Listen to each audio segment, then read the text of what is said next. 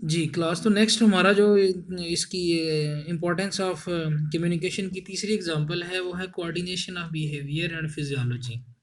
कि एनिमल्स जो हैं इनकी वैसे तो फिजियोलॉजी मेल और फीमेल की अलग अलग होती है, लेकिन बिहेवियर के में इनकी जो फिजियोलॉजी है वो मेल की वजह से फीमेल पे इफेक्ट होता है और फीमेल की वजह से मेल पे इफेक्ट होता है। कहता है the courtship display can function to coordinate the couple's behaviour and the physiology.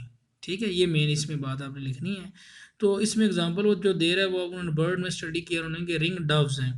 तो उस पर उन्होंने देखा कि जो फीमेल की वजह से मेल के बिहेवियर पे और मेल की फिजियोलॉजी पे क्या फ़र्क पड़ता है, और देन फीमेल की फिजियोलॉजी पर क्या इफेक्ट पड़ता है, हार्मोनल चेंजेस आती हैं। देखें ना, each step of the mating sequence from the initial courtship से नेस्ट कंस्ट्रक्शन है, कॉपुलेशन है, एग लेइंग है एंड फीडिंग है। तो ये सारी बातें जो है ना वो आई हैं। तो ये उसने नीचे कोरियोग्राफी की हुई है, इसी को हम देखते हैं तो ये आपको आसानी से समझ आ जाएगी कि इसमें आप देखें कि जी ये प्रेजेंस ऑफ मेल, ये मेल के वो हार्मोन दिखा रहा है और ये फीमेल के दिखा रहा है। ठीक हो गया कि ये प्रेजेंस ऑफ फीमेल है। जब फीमेल मेल के सामने आती है तो फिर कोर्टशिप के दौरान तो मेल के बिहेवियर पे हार्मोनल चेंजेस आती हैं। हार्मोनल चेंजेस क्या होता है, आप ये इसमें देखें कि टेस्टोस्टेरोन का लेवल इंक्रीज हो रहा है मेल में। फीमेल की प्रेजेंस की वजह से क्या होता है कि टेस्टोस्टेरोन का लेवल इंक्रीज होता है। टेस्टोस्टेरोन का लेवल जब बूस्ट अप होता है तो वो फीमेल कोर्टशिप की तरफ, मेल जो है वो कोर्टशिप की तरफ आता है, नेस्ट बिल्डिंग करता है और देन कॉपुलेशन करता है। ठीक हो गया।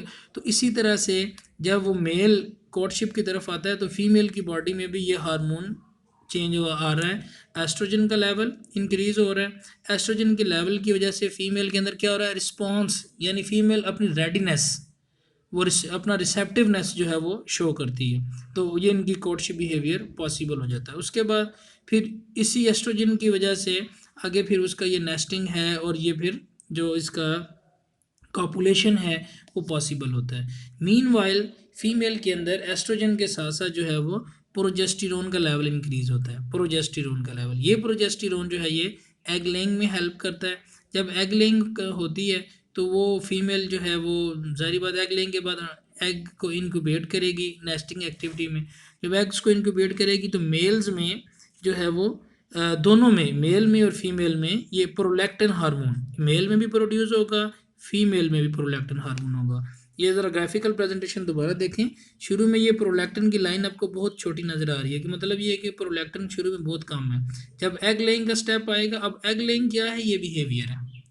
जब उनके बिहेवियर में एग लेइंग आ गई है उसके बाद उनकी फिजियोलॉजी में चेंज आया, ये प्रोलैक्टिन जो है वो वहाँ से रिलीज हुआ। प्रोलैक्टिन की वजह से वो एग्स को इनक्यूबेट करता है। ठीक हो गया ना। और फिर फीडिंग वगैरह भी वो करते हैं। वो मेल, आपने बर्ड्स में पढ़ा है कि जो दो तीन उनके पेयर मोनोगैमस होते हैं, पॉलीगाइनस इनकी पेयरिंग होती है।